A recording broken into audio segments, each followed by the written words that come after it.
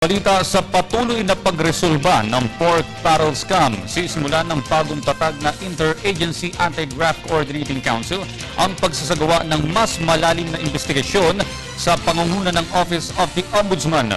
Para sa detalye, balita mo kami Sam Ramirez. Magsasagawa ang Interagency Anti-Graft Coordinating Council ng mas malalim na investigasyon sa maling paggamit ng ilang mga mambabatas sa kanilang Priority Development Assistance Fund o PDAF o mas kilala sa tawag na pork barrel. Binubuo ang council ng Department of Justice na pinamumunuan ni Secretary Laila De Lima. Kasama din ang Commission on Audit na pinamumunuan naman ni Commissioner Grace Pulido-Tan. At ang tumatayong leader ng nasabing council ay ang Office of the Ombudsman na pinamumunuan naman ni Ombudsman Conchita Carapio Morales.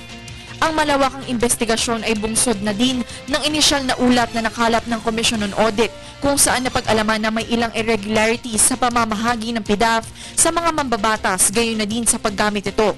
Ngunit iginiit na ng grupo na hindi sapat ang COA report bilang ebidensya at makapagsampa ng kaso laban sa ilang mga mambabatas.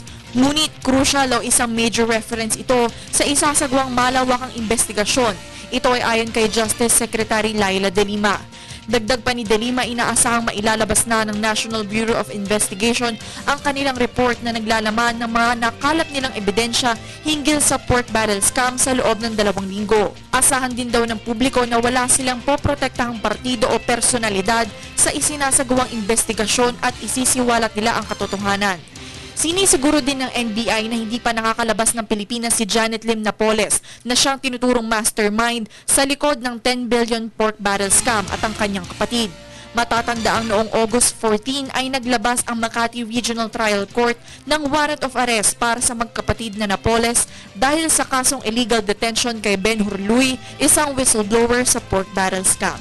Nag-uulat para sa Telebisyon ng Bayan, Sam Ramirez.